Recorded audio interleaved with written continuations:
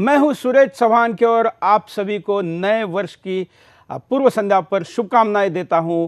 भारतीय नववर्ष विक्रम संवत 2072 आया है और आज हम इस दिन के पूर्व संध्या पर सवेरे पर आपके साथ इस विषय पर बात करने के लिए मजबूर है कि हम गुलामी का प्रतीक अंग्रेजों का नववर्ष तो बड़े धूमधाम से मनाते हैं, लेकिन अपने नववर्ष को भूल गए हैं। तो इस अपने नववर्ष का अपनेपन का एहसास इसके स्वागतोत्सव से करने का माहौल देश भर में है।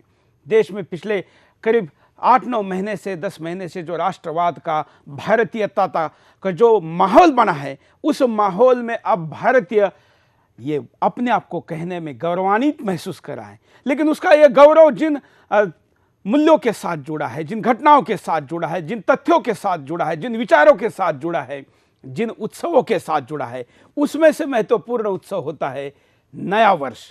जी हाँ, अमूमन ये देखा गया है कि जो अंग्रेजों के गुलाम रहे देश है, वो 1 जनवरी का नए साल का अंग्रेजी वर्ष ज़्यादा धूमधाम से मनाते हैं। लेकिन अगर हम देखेंगे कि जो कट्टर राष्ट्रवादी देश कहे जाते हैं, जिनमें सबसे ज़्यादा चाइना या ऐसे जापान, जर्मनी ऐसे देश है जो देश अपने यहाँ पर अपने नव वर्ष को मनाते हैं और उसके कारण वहाँ के लोगों में अपनेपन का स्वाभिमान जागता है। ये जो अपनेपन का स्वाभिमान है, ये व्यक्ति को राष्ट्र प्रेम के लिए और ज़्यादा प्रेरणा देता है और उस प्रेरणा से राष्ट्र खड़ा होता है। और इसलिए भारत में भी अब बड़ी रेखा खींचनी है। हम ये नहीं कह रहे कि 1 तारीख को बैन करो, 1 जनवरी को बैन करो। हम कह रहे कि उससे ज़्यादा बड़े पैमाने पर भारतीय नववर्ष को, विक्रम संवत को मनाएं। तो ये विक्रम संवत जो शुरू हुआ, ये राजा विक्रमादित्य के उस विजय के कारण हुआ। कौन थे राजा विक्रमादित्य? देखिए,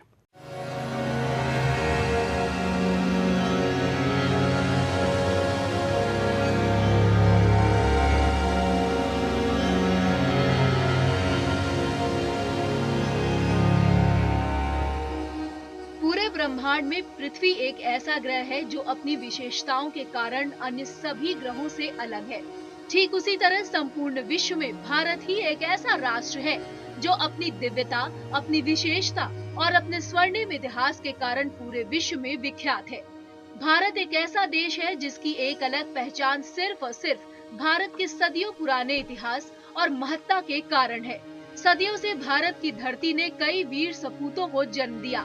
ऐसे कई राजा हुए जिनका नाम इतिहास के पन्नों में स्वर्णिम अक्षरों में अंकित है और उन्हीं में से एक है भारतवर्ष के महत्वपूर्ण नगर जय श्री महाकाल उज्जैनी नरेश चक्रवर्ती सम्राट महाराजा विक्रमादित्य। विक्रमादित्य भारतीय इतिहास के सबसे महान शासक थे जो अपने ज्ञान, वीरता और उदारशीलता के लिए प्रसिद्ध थे। राजा विक्रमादित्य इतने योग्य थे कि उनके नाम की उपाधि तक बन गई। विक्रमादित्य की उपाधि भारतीय इतिहास के बाद के कई अन्य राजाओं ने प्राप्त की थी। माना जाता है कि उज्जैन के नरेश का शासन पूरब से पश्चिम और उत्तर से दक्षिण तक फैला हुआ था। उज्जैन के राजा विक्रमादित्य के समय ही विक्रम संवत चलाया गया था। इतिहासकारों के अनुसार उज्जैन के सम्राट विक्रमादित्य राज्य भारतीय उपमहाद्वीप के अलावा ईरान, इराक और अरब में भी फैला हुआ था। विक्रमादित्य की अरब विजय का वर्णन अरबी कवि जरहाम किंतोई ने अपने पुस्तक सायर उर ओकुल में किया है। देश में अनेक विद्वान ऐसे हुए जो विक्रम संवत को उज्जैन के राजा विक्रमादित्य द्वारा ही प्रवर्तित मानते हैं। इस संवत के प्रवर्तन की पुष्टि ज्योतिर्विद्यावरण ग्रंथ से होती है, जो कि 34 ईसा पूर्व में लिखा गया था। इसके अनुसार विक्रमादित्य ने 57 ईसा पूर्व विक्रम संवत चलाया। भारतीय परंपरा के अनुसार धन्वंतरी, शपनक, उमर सिंह, शंकु खटकरपारा, कालिदास, बेताल भट्ट, वररुचि और वराहमिहिर उज्जैन में विक्रमादित्य के राज दरबार के अंग थे। कहते हैं कि राजा के पास नवरत्न कहलाने वाले 9 ऐसे विद्वान थे जो हर क्षेत्र के ज्ञानी थे। कालिदास प्रसिद्ध संस्कृत राजकवि थे। वराहमिहिर उस युग के प्रमुख ज्योतिष थे जिन्होंने विक्रमादित्य के बेटे की मौत की भविष्यवाणी की थी। बेताल भट्ट एक धर्माचार्य थे। माना जाता है कि उन्होंने विक्रमादित्य को 16 छंदों की रचना नीति प्रदीप का श्रेय भी दिया है। विक्रमादित्य ऐसे राजा थे जिनकी ख्याति युगों युगों तक गाई जाती है।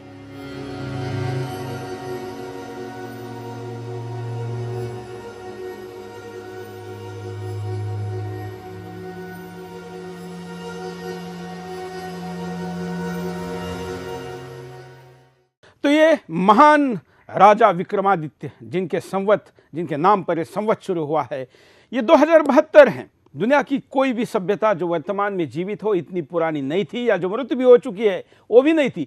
अमूमन देखा जाता है कि 2000 सालों में दुनिया की सभ्यताएं नष्ट होती है। इसके पहले का भी इतिहास है। विक्रमादित्य के पहले भी लाखों साल पुराना हमारा ये सभ्यता का ये सांस्कृतिक देश और भी कई पंचांगों से जाना जाता है, कई कैलेंडर से जाना जाता है। 5000 साल पुराना महाभारत कालीन भी कैलेंडर है और उससे भी पुराने कैलेंडर हमारे पास हैं।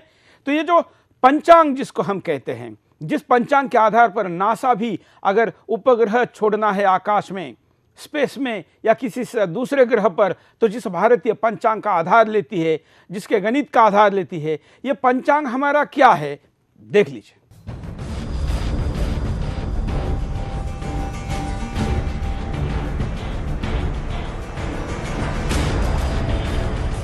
इस संसार में सभी कार्यों में सर्वत्र काल ही आवश्यक प्रतीत होता है। सबसे पहले मन में ये जिज्ञासा पैदा होती है कि ये काल क्या है। भारतीय परिवेश में काल दो तरह के माने गए हैं। एक काल वो जो भूभुर्वादी चतुर्दश कालों का अंत करने वाला है, और दूसरा काल वो जो कलात्मक अर्थात गणात्मक होता है। ये गणात्मक काल भी दो तरह के माने गए हैं, स्थूल और सूक्ष्म। आकाश में तारामंडल विभिन्न रूपों में दिखाई देने वाले आकार को नक्षत्र कहते हैं। मूलतः नक्षत्र 27 माने गए हैं। हिंदू पंचांग की उत्पत्ति वैदिक काल में ही हो चुकी थी। सूर्य को जगत की आत्मा मानकर उक्त काल में सूर्य और नक्षत्र सिद्धांत पर आधारित पंचांग होता था। वैदिक काल के बाद आर्यभट्ट, वारामिहिर, भास्कर जैसे खगोल शास्त्रियों ने पंचांग को विकसित कर उसमें चंद्र की कलाओं का भी वर्णन किया। वेदों और अन्य ग्रंथों में सूर्य, चंद्र, पृथ्वी और नक्षत्र सभी की स्थिति, दूरी और गति का वर्णन किया गया है। स्थिति, दूरी और गति के मान से ही पृथ्वी पर होने वाले दिन रात और अन्य संधिकाल को विभाजित कर एक पूर्ण सटीक पंचांग बनाया गया है। क्या आप जानते हैं हिंदू पंचांग की अवधारणा क्या है? पंचांग काल दिन को नामांकित करने की एक प्रणाली है। पंचांग के चक्र को खगोलकीय तत्वों से जोड़ा जाता है। 12 महीने का एक वर्ष और 7 दिन का एक सप्ताह रखने का प्रचलन विक्रम संवत में ही शुरू हुआ। महीने का हिसाब सूर्य और चंद्रमा की गति पर रखा जाता है। पंचांग नाम 5 प्रमुख भागों से बने होने के कारण है। ये भाग हैं तिथि, वार, नक्षत्र, योग और कारण। इसकी गणना के आधार पर हिंदू पंचांग की 3 धाराएं हैं। पहली चंद्र आधारित, दूसरी नक्षत्र आधारित और तीसरी सूर्य आधारित कैलेंडर पद्धति। कई रूपों में ये पूरे भारत में माना जाता है। एक साल में 12 महीने होते हैं। प्रत्येक महीने में 15 दिन के 2 पक्ष होते हैं, शुक्ल पक्ष और कृष्ण पक्ष। प्रत्येक साल में 2 अयन होते हैं। इन 2 अयनों की राशियों में 27 नक्षत्र भ्रमण करते रहते हैं। एक दिन को तिथि कहा गया है, जो पंचांग के आधार पर 19 घंटे से लेकर 24 घंटे तक की होती है। चंद्र मास में 30 तिथियां होती हैं, जो 2 पक्षों में बटी होती हैं। शुक्ल पक्ष में 1 से 14, फिर पूर्णिमा आती है।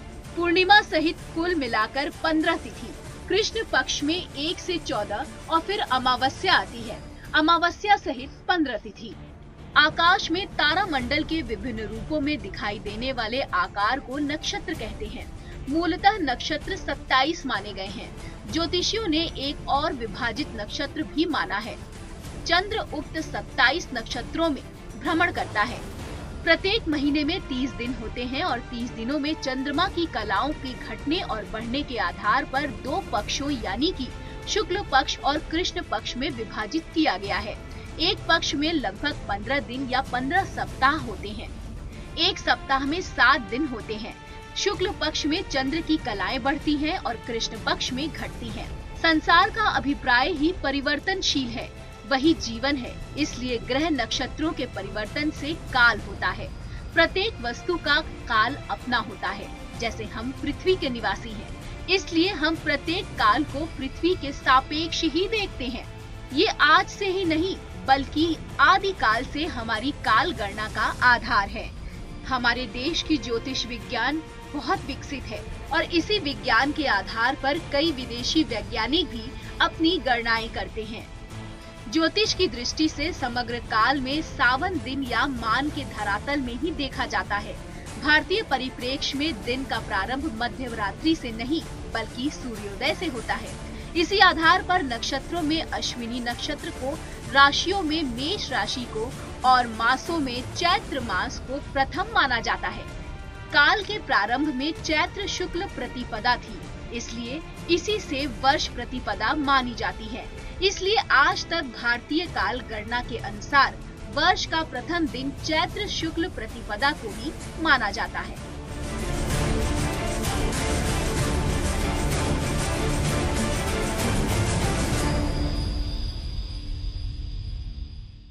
ये जो पंचांग है, ये पंचांग केवल ज्योतिष के लिए नहीं है, ये तो मौसम का हाल भी बताता है और आधुनिक जो रडार होते हैं उससे भी ज़्यादा अच्छा बताता है। हमारा पंचांग केवल ज्योतिष के कुछ पोंगा पंडित लोगों ने खराब कर दिया, उसकी विश्वसनीयता घटा दी। वास्तव में ज्योतिष एक ऐसा शास्त्र है, पंचांग जिसका एक गणितीय आधार है। गणित हमारे यहाँ पर अलग ना सिखाकर ज्योतिष में सिखाया जाता था और ये पंचांग उसी के आधार पर विकसित किया गया है। हजारों सालों बाद भी भारतीय पंचांग में माइक्रो सेकंड की भी कोई डिफेक्ट नहीं आती, कोई एरर नहीं आता, ये इसकी विशेषता है। इसके साथ ही हमारे साथ कई कॉलर जुड़े हुए, हम उनके पास भी चलेंगे, उनकी बात सुनेंगे कि इस मौके पर क्या कहना चाहते हैं। जय हिंद, बोलिए। नमस्कार सर, मैं बिहार भागलपुर से मानसी सिंह बोल रही हूँ और आपसे ये कहना चाहती हूँ कि आज के बिंदास बोल का जो मुद्दा है वो बहुत अच्छा आपने उठाया है। और एक बात और कहूँगी कि आज हमें हर घर में भारतीय नववर्ष मनाने के लिए सब लोगों को प्रेरित करना चाहिए और खुद भी भारतीय नववर्ष मनाना चाहिए और अंग्रेजों के बताए हुए नववर्ष को नहीं मनाना चाहिए। और भारतीय नववर्ष के दिन हमें जैसा कि आपने बताया पहले कि हमें अच्छे कपड़े पहनकर तिलक लगाना चाहिए और भगवा झंडा फहराना चाहिए अपने घर में। और साथ ही इससे हमारे देश की सभ्यता संस्कृति नजर आती है और साथ ही जो हम विदेशी सभ्यता की तरफ भाग रहे हैं सर, वो भी बहुत गलत चीज है। और आपके चैनल के माध्यम से ही सर हम लोगों को सबको इतनी अच्छी जानकारी मिलती है और इतनी अच्छी अच्छी बातें सीखने को मिलती हैं। ऐसा तो सर किसी चैनल पे नहीं दिखाया जाता है। ये बहुत अच्छा कार्यक्रम है और जय हिंद सर। धन्यवाद। अगले कॉलर के पास चलते हैं। जय हिंद, बोलिए, क्या कहना है आपको? सुरेश जी नमस्कार, मैं हुकमचंद आजमगढ़ से बोल रहा हूँ। भारतीय नववर्ष की आपको बहुत बहुत शुभकामनाएं। मैं यह कहना चाहता हूँ कि चैत्र प्रतिपदा को जो हमारा अपना नववर्ष है, इसे मनाने के लिए भी हमें अपील करनी पड़ती है। क्या ऐसा नहीं लगता कि हम आज भी विदेशी मानसिकता के गुलाम हैं? और सुरेश जी, मेरा ये मानना है कि जो नववर्ष के टाइम पे ये जो चैत्र मास में नवरात्र मनाए जाते हैं, ये हमारे पूरे देश को मनाना चाहिए। ये हमारे राष्ट्र की एक पहचान है और हिंदू धर्म की आस्था इसी के प्रति और आगे बढ़ेगी, ताकि ये इसी के जरिए हम ये दर्शा सकते हैं कि हिंदुस्तान में हिंदू ही धर्म जो है सबका विकास कर सकता है। और सुरेश जी, मैं अपने दिल की एक बात और कहना चाहता हूँ। ये नववर्ष का जो मौके पे जो है एक कार्यक्रम चलना चाहिए नवरात्रों का, कि पूरे विश्व में ये एक चलाना चाहिए, जिससे जो है हिंदुस्तान की जो है समाज और सभ्यता का प्रचार जो है विश्व के हर कोने तक पहुंचे।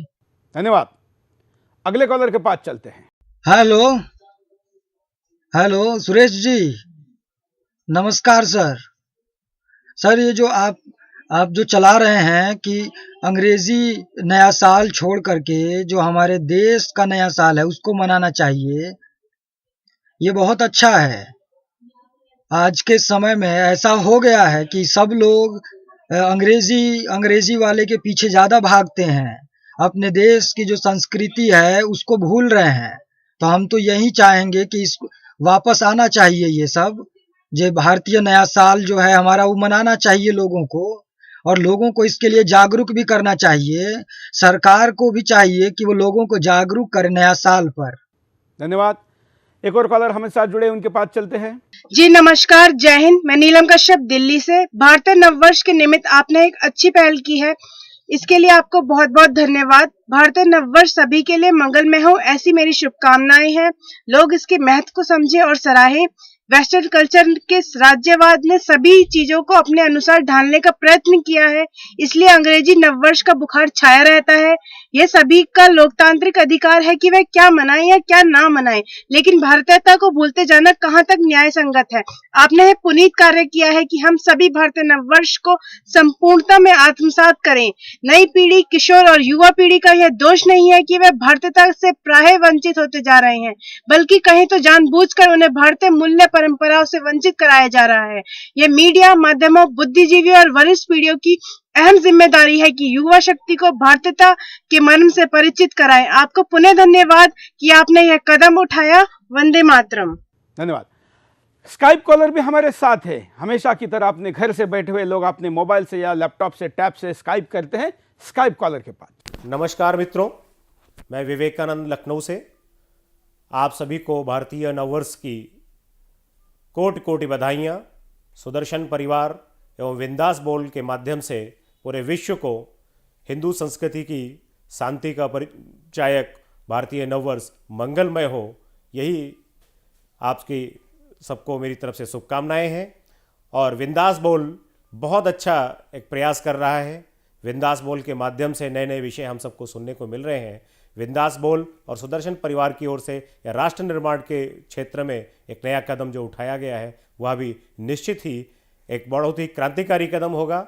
भारतीय संस्कृति को विश्व में परिचय कराने में एक महत्वपूर्ण भूमिका अदा करेगा। इसी के साथ आप सभी को पुनः एक बार भारतीय नववर्ष की शुभकामनाएं। नमस्कार मित्रों।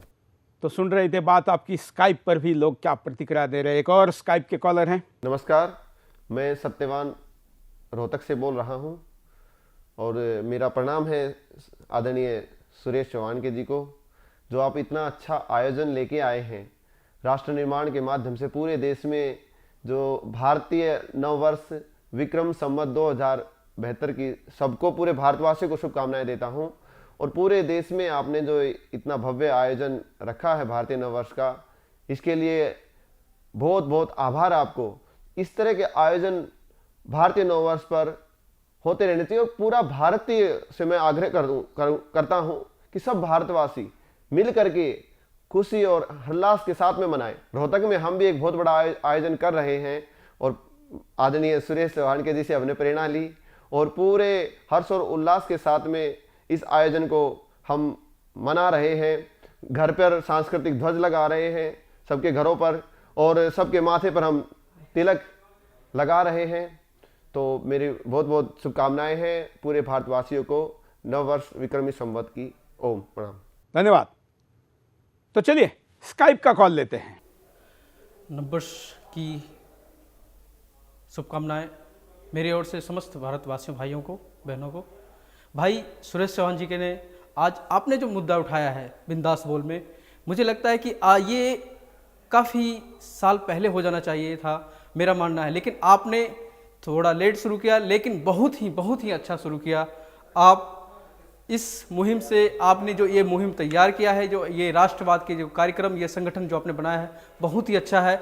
और आने वाले समय में हम युवा को जो एक रास्ता मिलेगा, एक राह मिलेगा, उसके लिए राष्ट्र निर्माण जो संगठन आपने बनाया है, बहुत ही अच्छा है हमारे लिए, हमारे युवाओं के लिए। धन्यवाद भाई साहब। तो सुन रहे थे बात आपकी। स्काइप पर भी लोग क्या प्रतिक्रिया दे रहे हैं। एक और स्काइप के कॉलर हैं। नमस्कार सुरेश जी, मैं नीरज बोल रहा हूँ हरियाणा से। जिस तरीके से पाश्चात्य संस्कृति में हमारे भारत देश के लोग ढलते जा रहे हैं, उससे कहीं ना कहीं हमारे भारतीय संस्कृति पर खतरा मंडराने लगा है। जिस तरीके से हम पाश्चात्य संस्कृति के जो न्यू ईयर है उसको बड़े धूमधाम से मनाते हैं और कई दिनों से पहले इसकी तैयारी शुरू कर देते हैं, लेकिन हमारी भारत देश का जो नववर्ष है उसके बारे में लोगों को पता ही नहीं है और हमारे देश के लोग इसे जानना शायद चाहते भी नहीं है। जो पाश्चात्य संस्कृति भारत देश में इतनी बढ़ चुकी है कि हम अपनी ही संस्कृति को भूलते जा रहे हैं।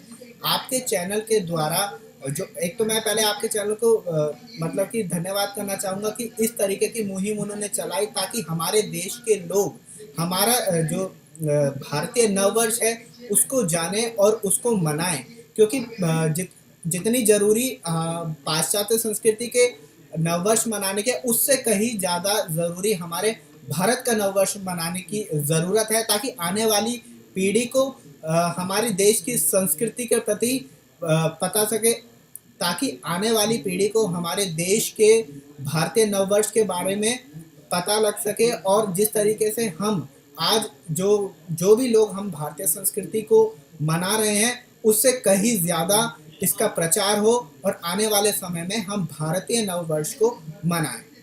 तो सुन रहे थे बात आपकी। स्काइप पर भी लोग क्या प्रतिक्रिया दे रहे हैं। एक और स्काइप के कॉलर हैं। भाई सुरेश जी, सबसे पहले मैं आपको बिंदास बोल के लिए, बिंदास बोल के माध्यम से किए जा रहे आपके प्रखर राष्ट्रवादी कार्यों को नमन करता हूं। भ्राताश्री, आपने तो देश में भूचाल ला दिया है बिंदास बोल के माध्यम से, खास करके प्रखर राष्ट्रवाद के बारे में।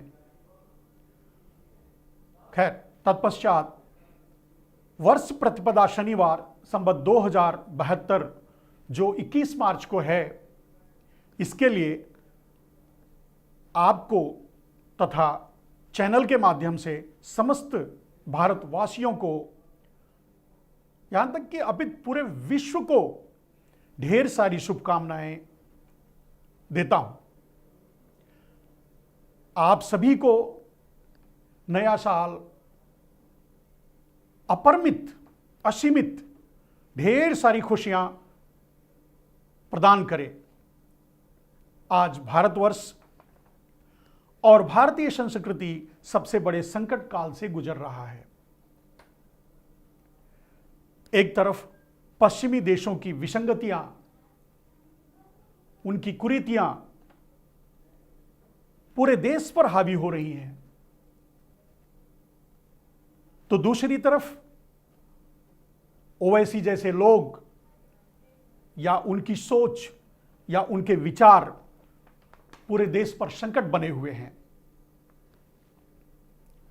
इन परिस्थितियों में मैं आपके चैनल के माध्यम से देशवासियों को आह्वान करना चाहता हूं, देशवासियों का आह्वान करना चाहता हूं। मैं प्रार्थना करता हूं, अनुरोध करता हूं कि आप शनिवार 21 मार्च को, जो कि हमारी परंपरा है, मां दुर्गा की हम पूजा करते हैं, तो हम मां दुर्गा की पूजा करें। हम अपने अपने माथों पर, पूरे परिवार के माथों पर तिलक लगाएं और अपने घरों पर भगवा ध्वज फहराएं। चलिए, धन्यवाद। जरा कारणों पर नजर डालते हैं कि आखिर आज ये कार्यक्रम करने की नौबत क्यों आई। देखिए, कुछ आंतरिक विखंडनकारी और बाहरिक विभाजक तत्वों ने राष्ट्रवाद, भारतीय संस्कृति और सांस्कृतिक चेतना के विरुद्ध नकारात्मक दुष्प्रचार किया कि उसमें स्वाभिमान, आत्मगौरव और देशभक्ति के आदर्श धराशायी होने लगे। जिस भारतीय संस्कृति ने पूरे विश्व को बंधुत्व का पाठ पढ़ाया, गणतंत्र और लोकतंत्र का ज्ञान दिया, उसी संस्कृति को पिछड़ा और असभ्य कहा गया। हमारी संस्कृति पर षड्यंत्रवश जमकर प्रहार किए, जो आज और भी उग्रतर रूप में अपना विध्वंसक स्वरूप दिखा रहे हैं। पाश्चात्य संस्कृति के प्रभाव में सबल, सशक्त और सक्षम भारत गढ़ने की दिशा में आगे न बढ़ना, भारतीय संस्कृति एवं सांस्कृतिक चेतना व राष्ट्रवाद के विरुद्ध उस दुष्प्रचार का प्रभाव आज देश और समाज पर इस तरह हावी है कि हमारे मन में देश, सांस्कृतिक परंपरा और विरासत के लिए स्वाभिमान की जगह हीन भावना ने ले ली है। पाश्चात्य सभ्यता का अंधा अनुकरण करके हम अपनी गौरवमयी और समृद्ध संस्कृति पर हमें गर्व नहीं होता, बल्कि हम उससे विमुख होते जा रहे हैं। यहां पर रुकते एक छोटे से ब्रेक के लिए। ब्रेक के बाद दोबारा आएंगे बिंदास बोलचाल।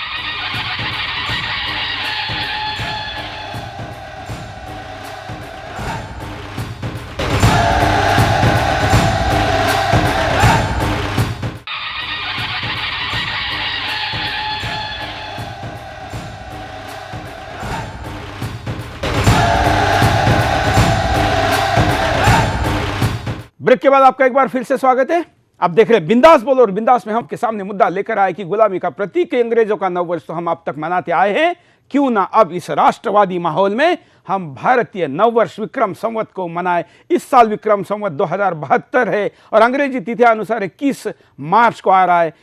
राष्ट्र निर्माण इस सामाजिक संगठन ने जो सुदर्शन के इनिशिएटिव के आधार पर काम कर रही है, देश भर में इसको मनाने का तय किया है। हर माथे पर तिलक और हर घर पर भगवा अपना सांस्कृतिक ध्वज लगाने का यह अभियान है। इस अभियान को भी बड़े पैमाने पर देश भर में किया जा रहा है। इसकी क्या तैयारियां है, कैसे झंडे लगाए जा रहे हैं, क्या कार्यक्रम हो रहे हैं, इस पर नजर डालते हैं। हमारी सभ्यता संस्कृति का लोहा पूरी दुनिया ने माना है। भारतीय संस्कृति की ही देन है कि दुनिया के कई वैज्ञानिक ग्रह नक्षत्रों की सही गणना हमारी प्राचीन ज्योतिष गणना के आधार पर करते हैं। प्राचीन समय में भारतवर्ष में हर कार्य के पहले संस्कार संपन्न करने की परंपरा थी। इन संस्कारों की संख्या 40 थी। बाद में सामाजिक परिवर्तनों के परिणाम स्वरूप इन संस्कारों की संख्या 16 रह गई। महर्षि व्यास द्वारा सूचित इन 16 संस्कारों में से आज के परिवेश में इन सभी संस्कारों को करना अति आवश्यक है। ये 16 संस्कार गर्भस्थ शिशु से लेकर शरीर के अंत तक पूर्ण होते हैं। हमारा भारतीय नववर्ष हमारी महान और समृद्ध परंपरा का प्रतीक है। शालिवाहन और विक्रमी संवत की शुरुआत इसी दिन से होती है।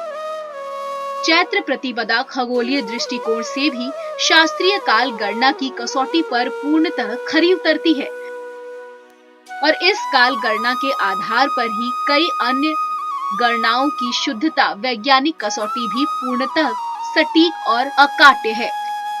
इसलिए हम सभी को भारतीय नववर्ष जरूर मनाना चाहिए। भारतीय नववर्ष को हम 2 स्वरूपों में मना सकते हैं, एक तो व्यक्तिगत तौर पर और दूसरा सामूहिक तौर पर। व्यक्तिगत तौर पर नववर्ष को स्वच्छ नवीन भारतीय परिधान धारण करना चाहिए और माथे पर तिलक लगाना चाहिए। अपने घर को ऊंचे से ऊंचे स्थान पर भगवा ध्वज फहराना चाहिए जो पूर्ण रूप से स्थायी हो। अपने संपूर्ण घर को स्वच्छ करना चाहिए। इस दिन घर के प्रत्येक सदस्य को भारतीय वेशभूषा धारण करना चाहिए। अपने घर में भगवा ध्वज लहराने के बाद इस भगवा ध्वज को दीपावली या अन्य किसी पारिवारिक उत्सव या आयोजन के समय बदलना भी चाहिए। हम भारतीय नववर्ष को सामूहिक रूप से भी मना सकते हैं। किसी सार्वजनिक स्थान पर जैसे धार्मिक, शैक्षणिक, ऐतिहासिक या अन्य किसी भी स्थान पर समूह में इकट्ठे होकर उत्साह पूर्वक ऊंचे से ऊंचे झंडे पर भगवा ध्वज लगाएं। सभी को तिलक लगाएं, जय घोष का नारा करें। ध्वजारोहण का सर्वाधिक उपयुक्त समय सूर्योदय के साथ ही माना गया है। नववर्ष को पूरे दिन उपयुक्त समय पर शोभा यात्रा निकालें, प्रभात फेरी निकालें, झांकी निकालें, सांस्कृतिक कार्यक्रमों का आयोजन भी करें। सांस्कृतिक कार्यक्रम में भारतीय गीत, संगीत, नृत्य, नाटक, काव्य सम्मेलन को सम्मिलित करना चाहिए और अपनी सभ्यता संस्कृति से सभी को अवगत कराना चाहिए। इस दिन अधिक से अधिक गाड़ियों में, घरों में, कार्यालयों में और ऐसे कई स्थानों पर भगवा ध्वज जरूर लगाएं। भगवा ध्वज हमारी सांस्कृतिक पहचान है। ये आस्था, त्याग, समर्पण, तेज और शौर्य का प्रतीक है। हमारे महान पूर्वजों ने इसकी महिमा को बढ़ाया है। घर पर जैसे DTH का एंटीना लगाने से टीवी सिग्नल की गुणवत्ता अच्छी होती है, ठीक वैसे ही घर पर लगा भगवा ध्वज दैवीय शक्तियों को घर के अंदर प्रभावी तरीके से प्रवेश कराता है।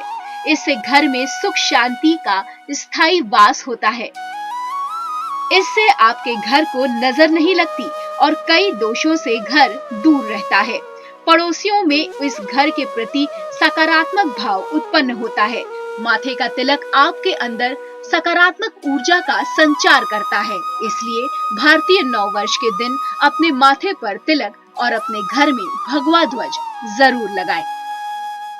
तो ये राष्ट्र निर्माण के लाइन पर फ़ोन करके आप अपने यहाँ पर झंडे मंगवा सकते हैं। आपके घर पर कार्यकर्ता इसको पहुँचाएंगे, जिसको आप स्वाभिमान के साथ अपने घर पर लगाइए और ये घर पर लगा रहेगा तो अच्छी शक्तियाँ भी आपके घर के अंदर आएगी। और साल भर, अगले साल तक इसको रखिए या दिवाली को इसको दोबारा बदलिए। साल भर हर भारतीय के घर पर ये झंडा रहेगा तो निश्चित तौर पर आकाश से प्रवास करने वाले देवताओं को भी वो घर देखने में अच्छा भी लगेगा और आशीर्वाद देने में सुविधा भी होगी। आइए, भारतीय नववर्ष की क्या विशेषता है, इसको देखते हैं। भारतीय नववर्ष खगोलीय काल गणना ग्रहों और नक्षत्रों पर आधारित है। इसी समय में ऋषि मुनियों ने अनंत काल के प्रवाह को समेटकर अद्भुत प्रतिभा का परिचय दिया है। सतयुग, त्रेता युग, द्वापर युग और कलियुग, ये 4 युग होते हैं। इन्हीं चारों युगों को मिलाकर एक महायुग बनता है और ऐसे 27 महायुग बीत चुके हैं। 28वें महायुग में कलियुग के 5116वें वर्ष के अंतर्गत शिव विशंति नियमानुसार कीलक नामक विक्रम संवत 2027 चैत्र शुक्ल प्रथम नवरात्र अर्थात 21 मार्च 2015 को है। ब्रह्मा जी ने सृष्टि की रचना भी इसी दिन की थी। साथ ही भगवान श्री राम का राज्याभिषेक भी इसी दिन हुआ था, इसलिए इस दिन का महत्व और भी बढ़ जाता है। इसी दिन स्वामी दयानंद सरस्वती ने आर्य समाज की स्थापना भी की थी। राजा विक्रमादित्य ने इसी दिन शकों पर विजय प्राप्त की थी और इसी दिन से नवरात्र भी शुरू होते हैं। इसी कारण इस दिन का हमारे देश में विशेष महत्व है। आइए देखते हैं कि भारतीय नववर्ष और अंग्रेजी नववर्ष, इसमें हमारा नववर्ष बेहतर कैसे है, ये प्रकृति के साथ कैसे जुड़ा है।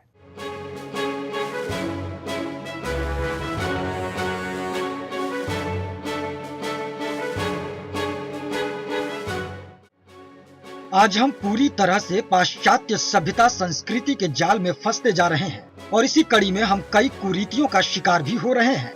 पश्चिमी सभ्यता के जाल में फंसकर हमारे देश के युवा अपना और अपने देश का भविष्य भी अंधकार की गर्त में डुबो रहे हैं। आए दिन किसी भी पर्व त्योहार पर हमारे देश की युवा पीढ़ी फिल्मी गानों की धुनों पर थिरकती नजर आती है। पश्चिमी सभ्यता का प्रभाव इतना बढ़ गया है कि हमारे देश का युवा शराब, ड्रग्स और ऐसे कई बुराइयों का शिकार होता जा रहा है। अंग्रेजों के नववर्ष यानी 1 जनवरी को बड़े पैमाने पर शराब की नदियां बहा दी जाती है। बड़े स्तर पर पब और डिस्को में असभ्यता का खेल खेला जाता है। साथ ही अंग्रेजी नववर्ष को ब्रिटिश हुकूमत के गुलाम रहे देशों के लोग अंध उत्साह के साथ मनाते हैं, लेकिन चीन और जापान जैसे कई देशों के लोग अपनी सभ्यता, संस्कृति और आदर्शों के अनुरूप अपने देश का नववर्ष पूरे हर्ष उल्लास और उत्साह पूर्वक मनाते हैं। अपना सांस्कृतिक नववर्ष उत्साह पूर्वक मनाने का उद्देश्य है अपनी संस्कृति, सभ्यता का उत्थान और उसके प्रति आत्म गौरव और स्वाभिमान के भाव को जगाना और उसे बनाए रखना। लेकिन भारतवर्ष जिसकी सांस्कृतिक आध्यात्मिक आभा के आलोक में दुनिया की कई सभ्यताएं विकसित हुई, आज स्वयं अपनी संस्कृति को भूल बैठा है। इसलिए हम अपने देश के उदात्त, विराट और वैज्ञानिक सांस्कृतिक विरासत और परंपरा के प्रति स्वाभिमान और आत्म गौरव का भाव सुषुप्त जनमानस में पुनर्जागृत करने के लिए भारतीय नववर्ष को पूर्ण उल्लास, उत्साह और श्रद्धा पूर्वक मनाएं। चैत्र प्रतिपदा यानी भारतीय नववर्ष हमारी महान और समृद्ध परंपरा का प्रतीक है। शालीवाहन और विक्रमी संवत की शुरुआत इसी दिन से होती है। चैत्र प्रतिपदा खगोलीय दृष्टिकोण से भी शास्त्रीय काल गणना की कसौटी पर पूर्णतः खरा उतरता है। इस काल गणना के आधार पर की गई अन्य गणनाओं की शुद्धता, वैज्ञानिक कसौटी भी पूर्णतः सटीक और अकाट्य है।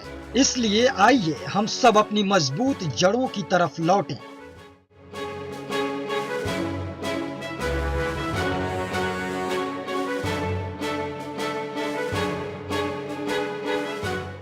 अब टेलीफोन कॉलर हमारे साथ कई जुड़े हुए हैं, ये बिंदास की विशेषता है कॉलर के पास चलते हैं। जय हिंद, बोलिए। जय हिंद सर। हम भारतीय संस्कृति का जो प्रतीक है भारतीय नववर्ष, देखिए आज के जनरेशन में लोग 1 जनवरी का जो नववर्ष है वो हर बार मनाते हैं, उस दिन लोग जश्न में डूबे रहते हैं। लेकिन भारतीय नववर्ष को कहीं ना कहीं हमारी नई पीढ़ी भूलती जा रही है। इसलिए मैं भारतीय नववर्ष मनाना चाहिए, क्योंकि ये हमारी संस्कृति और सभ्यता का प्रतीक है। और साथ ही साथ हमें इसके बारे में अपने आस पड़ोस, घर, स्कूलों में और कॉलेजेस में खासकर इसके बारे में जानकारी देनी चाहिए, ताकि हमारी भारतीय संस्कृति जो है कोई पिछड़ ना जाए। साथ ही साथ जो हमारे इलाके हैं वहां पर सांस्कृतिक कार्यक्रमों का आयोजन होना चाहिए इस दिन, ताकि लोगों को हमारी भारतीय संस्कृति, भारतीय सभ्यता से रूबरू कराया जा सके। साथ ही साथ स्कूलों में, कॉलेजेस में फंक्शंस होने चाहिए ऐसे कि जिससे हमारी भारतीय संस्कृति, कला, नृत्य, संगीत का लोग लुत्फ भी उठा सके। साथ के साथ इसके बारे में लोगों को जागरूक किया जा सके, क्योंकि हम देख रहे हैं जैसे जैसे तकनीक आ रही है, नए नए मॉडर्न विचार आ रहे हैं, तो हम अपनी भारतीय सभ्यता को भूलते जा रहे हैं। ऐसा ना हो। भारतीय नववर्ष मनाने से सिर्फ और सिर्फ हमारे जो आने वाली पीढ़ी है उसको बहुत ज्यादा फायदा पहुंचने वाला है। धन्यवाद। एक और कॉलर। नमस्कार सर, मैं राजू बोल रहा हूँ। मैं सबसे पहले आपको धन्यवाद देना चाहूंगा और आपके चैनल को धन्यवाद देना चाहूंगा, जिस तरह से आपने इस नववर्ष के कार्यक्रम को आगे बढ़ाया है और दिखा रहे हैं। कहीं ना कहीं ये समाज के लिए एक अच्छा विषय है। युवा पीढ़ी को इस प्रोग्राम को जरूर देखना चाहिए और इसको कहीं ना कहीं फॉलो करना चाहिए।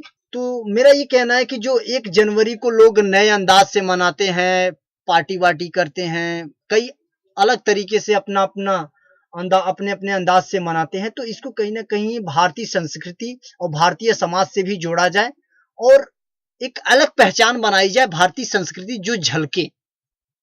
तो इसके लिए मैं एक बार फिर से आपको धन्यवाद करना चाहूंगा कि आपने ऐसे मुद्दों को बराबर सामने लेके आते रहते हैं। तो कहीं ना कहीं भारतीय संस्कृति को भी इस कार्यक्रम के जरिए आप दिखा रहे हैं। सर, मैं यहाँ पे एक और बात कहना चाहूंगा कि जो हमारी पुरानी संस्कृति और सभ्यता है उसको भी यहाँ पे बरकरार रखने की कोशिश करनी चाहिए आज के युवा पीढ़ी को, तो वो कहीं ना कहीं भारतीय संस्कृति को बरकरार रखें। धन्यवाद। एक और कॉलर। हेलो, नमस्कार सर, मेरा नाम राजदीप है और मैं पटना से बोल रहा हूँ।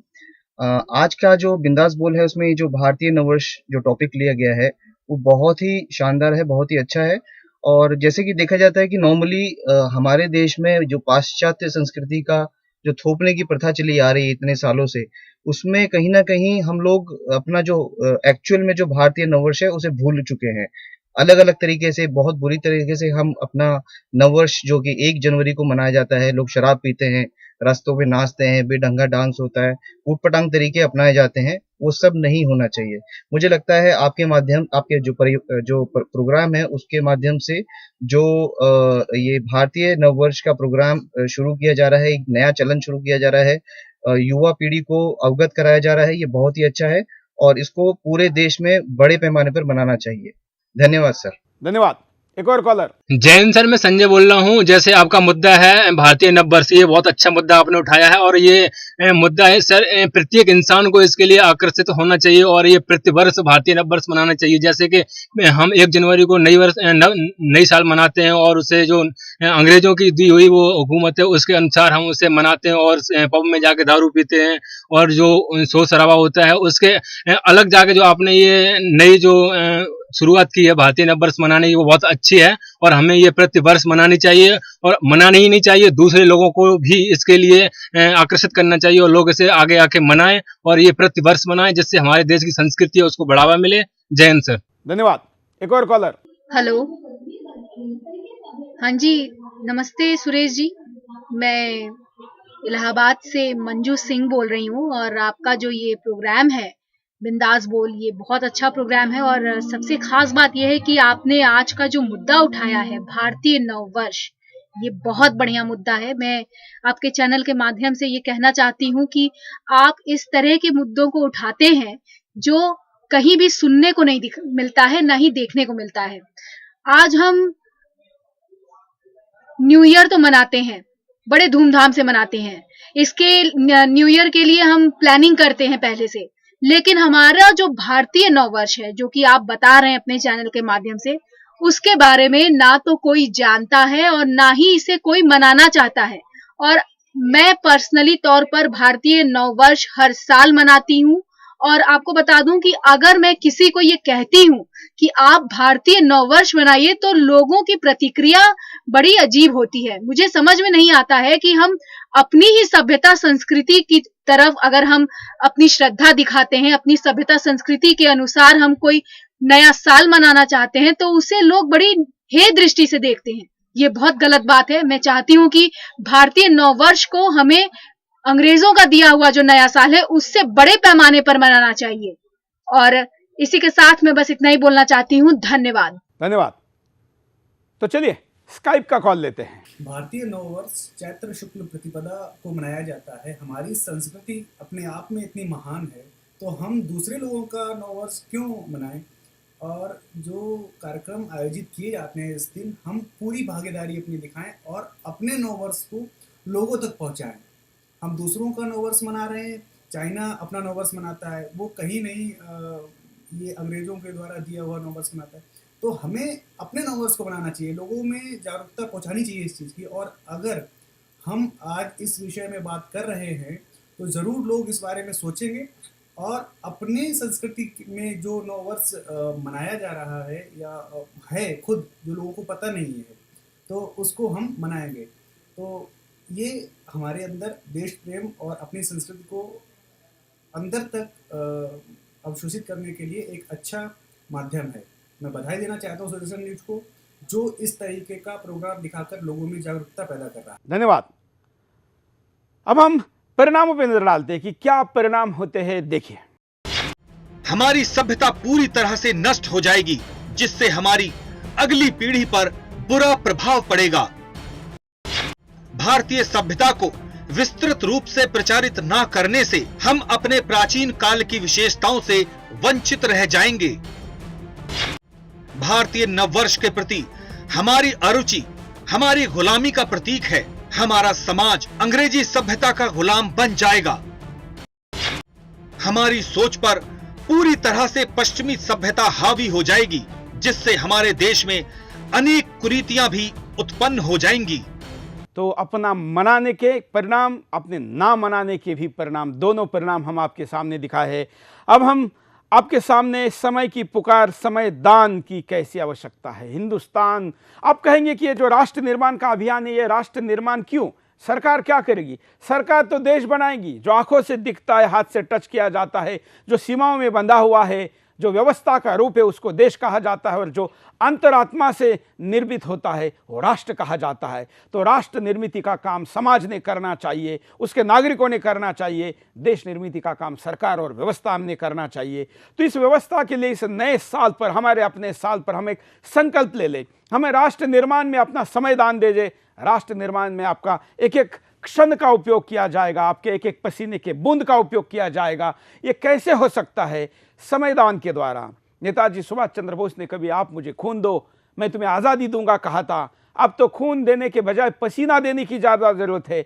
खून तो देने की ज़रूरत आएगी तब तो हम देंगे ही, और वो पसीना देने के लिए आपके समयबद्ध तरीके से, योजनाबद्ध तरीके से समय दान की आवश्यकता है। तो राष्ट्र निर्माण आज की इस मौके पर आपका समयदान मांगता है। आप समयदान दीजिए। स्क्रीन पर चल रहे राष्ट्र निर्माण के मिस कॉल पर आप कॉल करके आप अपने आप को रजिस्टर कर सकते हैं, वेबसाइट पर रजिस्टर कर सकते हैं, सोशल मीडिया पर जुड़ सकते हैं। तो मित्रों, आज के लिए ये हम आपके सामने लेकर आए इस मुद्दे पर बारी है उपाय की। देखिए, बड़े पैमाने पर हमें भारतीय नववर्ष को मनाना चाहिए और जन जन तक इसका प्रचार करना चाहिए। आसपास के क्षेत्रों में प्रातःकाल प्रभात फेरी निकालनी चाहिए और घर घर पर इसका प्रचार करना चाहिए। स्कूलों में और सार्वजनिक स्थान पर बड़े पैमाने पर सांस्कृतिक आयोजन करने चाहिए जिससे लोग इसके प्रति आकर्षित हों और भारतीय नववर्ष को पूरे सम्मान के साथ मनाएं। अपनी आने वाली नई पीढ़ी को भारतीय सभ्यता संस्कृति के प्रति जागरूक करना चाहिए। प्राचीन भारत की लुप्त हो चुकी ऐसी परंपराओं को बड़े पैमाने पर बच्चों को पढ़ाया जाना चाहिए। भारतीय नववर्ष का प्रचार हर माध्यम से करना चाहिए जिससे से अधिक लोग इसे पूरे उत्साह के साथ मना सकें और अपनी सभ्यता संस्कृति को सम्मान दें। इन उपायों के साथ हम यही कहेंगे कि उपाय हमें करने हैं, केवल कार्यक्रम तक इस बहस को सीमित रखने के बजाय कार्यक्रम के बाद भी इसको बढ़ाइए। अपने घर को दिवाली की तरह सजाइए, साफ करिए, संभव हो तो नए कपड़े पहनाइए, नहीं तो साफ कपड़े पहनिए, माथे पर तिलक लगाइए, एक दूसरे को बधाई के संदेश दीजिए। एसएमएस को आज के दिन कोई एक्स्ट्रा प्रीमियम चार्ज भी नहीं है। फेसबुक पर भी पोस्ट डालिए। राष्ट्र निर्माण के साइट से अगर आपको संभव हो तो घर पे जैसे झंडा लगा रहे हैं वैसे फेसबुक पर डीपी पर भी आप अपना झंडा लगाइए, उसकी कॉपी राष्ट्र निर्माण से कर लीजिए। ज़्यादा से ज़्यादा लोगों को मिलिए, घर में कार्यक्रम करिए, अपने लोगों को फ़ोन करिए और संभव हो तो सार्वजनिक स्थान पर भी कार्यक्रम करिए। सुदर्शन न्यूज़ परिवार और राष्ट्र निर्माण के संयुक्त आयोजन में दिल्ली में कार्यक्रम हो रहा है। 4:30 बजे विजय चौक, जो पार्लियामेंट और राष्ट्रपति भवन के बीचों बीच आता है, जहां पर हमको आज़ादी का पहला झंडा फहराने का मौका मिला था, वहीं पर हम सांस्कृतिक पताका फहरा कर शोभा यात्रा शुरू करने जा रहे हैं। 4:30 बजे 21 तारीख को इस नव वर्ष पर विजय चौक पर आए, वहां से पैदल शोभा यात्रा करते हुए मावलनकर हॉर कॉन्स्टिट्यूशन क्लब रफी मार्ग पर जाएंगे और वहां पर 2 घंटे का नए वर्ष का स्वागत उत्सव का कार्यक्रम होगा। जो दिल्ली एनसीआर के आसपास है वो वहाँ पर आए, अन्य लोग बिंदास के समय में इसको लाइव देखें।